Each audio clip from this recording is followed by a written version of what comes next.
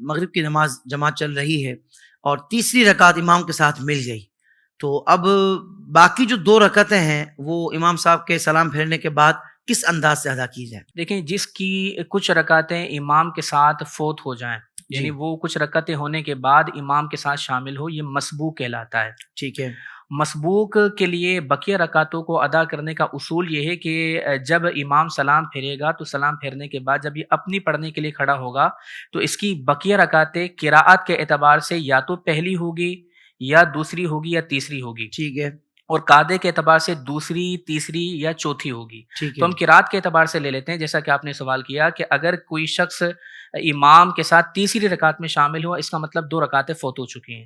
ٹھیک، تو اب جب وہ اپنی پڑھنے کے لیے کھڑا ہوگا امام کے سلام پھیرنے کے بعد، تو قرات کے اعتبار سے یہ اس کی پہلی رکعت ہوگی۔ صحیح، پہلی رکعت قرات کے اعتبار سے پہلی ہوگی اور دوسری رکعت قرات کے اعتبار سے دوسری ہوگی۔ بالکل صحیح تو ہے، پہلی رکعت میں ثنا، تعوذ و تسمیہ، سورہ فاتحہ اور اس کے بعد قراءت کی جاتی ہے۔ اسی طریقے سے پہلی رکعت میں یہ قراءت کرے گا، ٹھیک ہے، اور پھر قراءت کرنے کے بعد یہ سجدہ کرنے کے بعد چونکہ قاعدے کے اعتبار سے اس کی دوسری رکعت ہے، لہذا یہ اپنی جو پہلی رکعت ہے اس میں بیٹھ جائے گا۔ یہ اس کے لیے قاعدہ اولا ہے۔ بالکل ٹھیک ہے، جب یہ قاعدہ اولا کر لے گا، کھڑا ہو جائے گا، تو اب قراءت کے اعتبار سے یہ اس کی دوسری رکعت ہے، اور دوسری رکعت میں بسم اللہ کے بعد سورہ فاتحہ پڑھی جاتی ہے، اس کے بعد قراءت کی جاتی ہے۔ تو یہ سورہ فاتحہ قراءت کر کے اور پھر اس طرح اپنی نماز کو مکمل کریں گے۔